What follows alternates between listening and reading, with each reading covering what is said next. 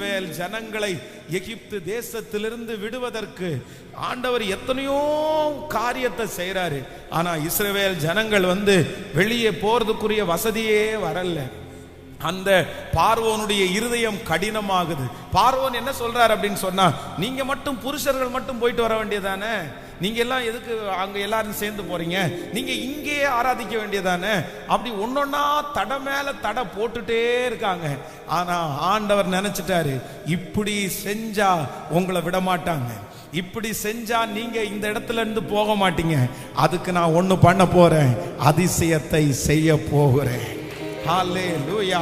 அத்தனை நாட்களும் இருந்த நைல் நதி வேதம் சொல்லுகிறது, மோசையினுடைய கோலை வச்ச உடனே அது இரத்தமாய் மாறினது. அப்படியே பார்வோனுக்கு பிரமிப்பா இருக்குது, என்னப்பா இது, என்ன நடந்துச்சு?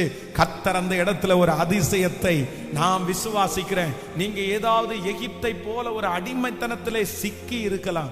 அதிலிருந்து நீங்க வெளியே வரணும்னா ஒரு அதிசயம் நடந்தாதான் அதிலிருந்து வெளியே வர முடியுமா இருக்கும். கிட்டத்தட்ட 400 ஆண்டுகளுடைய பெரிய சிறையிருப்பு, அதுல யாருமே காப்பாற்ற முடியல.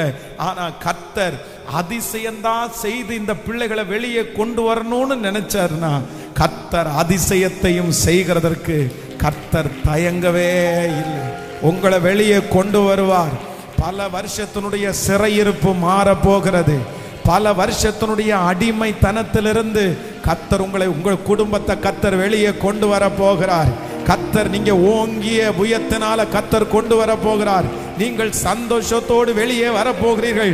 அதற்கு தேவன் ஒரு அதிசயத்தை, ஹல்லேலூயா, நம்புறவங்க ஜெபம் பண்ணிட்டு கைகளை தட்டி ஆமென், உன்னை அதிசயம் காண பண்ணுவேன், நீ அற்புதம் கண்டிடுவாய். ஆமென். எனக்காக வழிகளை கர்த்தர் திறந்து ஒரு அதிசயத்தை செய்வதற்கு கர்த்தர் வல்லவர்.